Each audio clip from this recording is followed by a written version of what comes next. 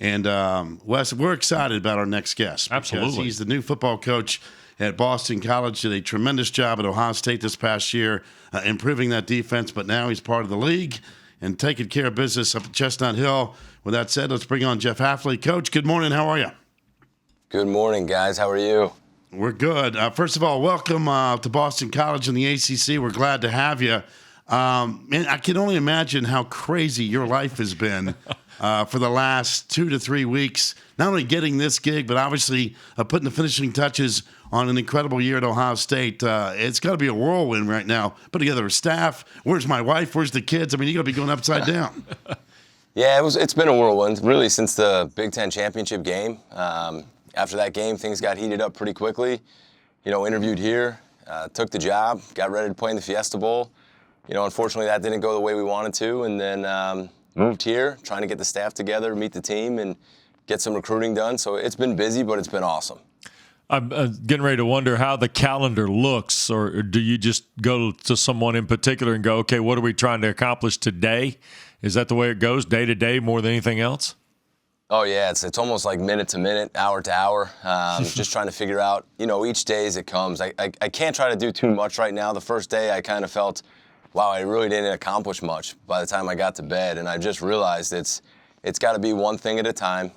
Just be patient, do the best that I can every single day, and things will work out. And that's really how I've approached the last few days, and it's been a lot easier that way, let me tell you. All right, tell me about #GetIn, because you hit this early now, and if there's going to be something to rally the football program at Boston College around, it might be this philosophy. So where was that derived from, and what's it mean, and what should we know about it?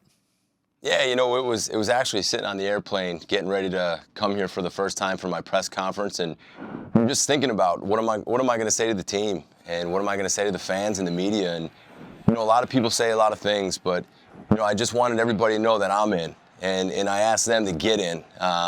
The students, the players, the alumni, everybody involved, because I think this could be a really special time, because it is a really special place, and I mean that. And I want everybody to be a part of it, because I think at a place like this, you need to lock arms, you need to do it together, and I need everybody to get in, because I think if we do that, we do it together, it will be real, it will be special, and I think there'll be some good moments. Coach, what's the key putting together a staff? What are you looking for in terms of your personnel, the guys you want to surround yourself with? Well, one, I think you win with people. I'm a big people person.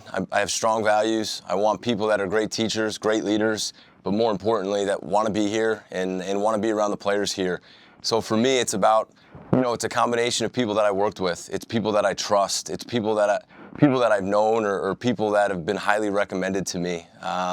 So I'm trying to go through that in a slow process, and it's come along pretty well so far. But I'm trying to find the right fit, the right people, guys that want to get in, guys that want to be a part of this place, because it is a special place, and I want guys who are going to be excited to do that with me. Coach, your football journey covers a lot of places at all levels. I got to think there's an advantage then as a first-time head coach to say, okay, I've been to a lot of places, know a lot of folks. Is there a process, so to speak, of like I know there's reports out there about coordinators being hired and things like that. Does that process become very systematic now for you as you look at it?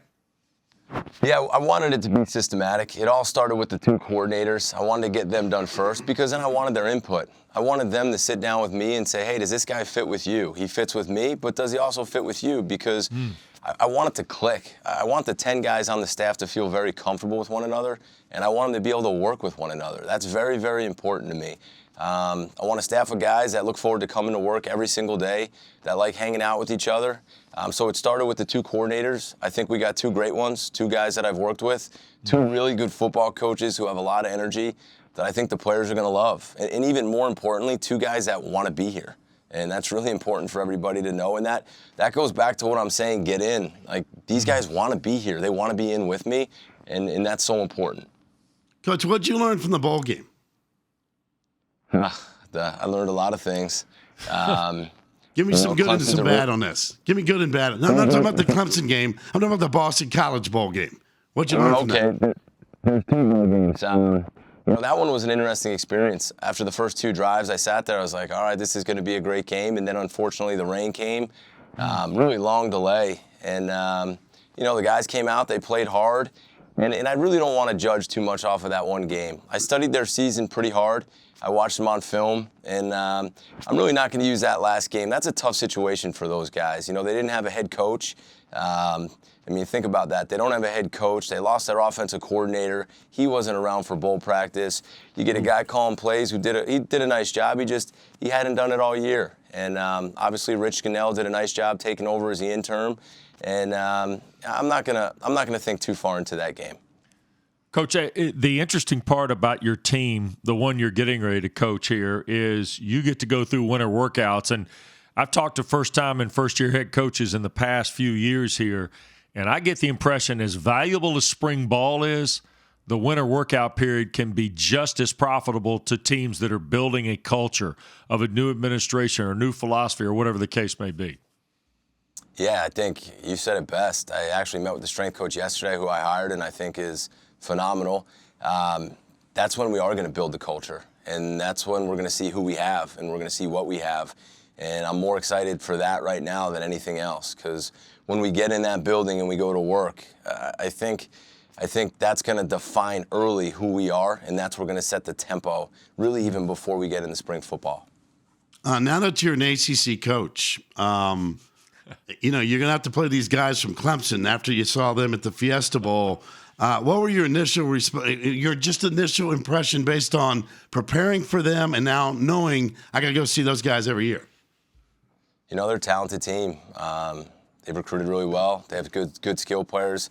Obako, I think, is one of the most underrated players in all of college football, and obviously, arguably one of the best quarterbacks to play in the last few years. Very talented.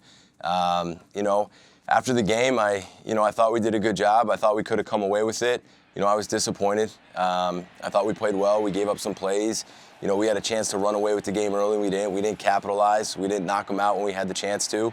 And their good players made plays. I think their coaching staff does a great job. And as we build this thing, they're the team, right? They're the Kings right now. They're the champs. They're the defending champs, and they have a chance to do it again. So we're going to strive every day to work hard, and when they put the ball down, we'll do the best we can against them. Coach, it's interesting. I got to know Ryan Day quite well when he was the offensive coordinator for Steve Adazio at BC. When your name surfaced in the search with Martin Jarman as the athletics director, I thought it was interesting. I've always felt like in the past few years talking to Ryan on an irregular basis that he has very fond memories of his time at Chestnut Hill.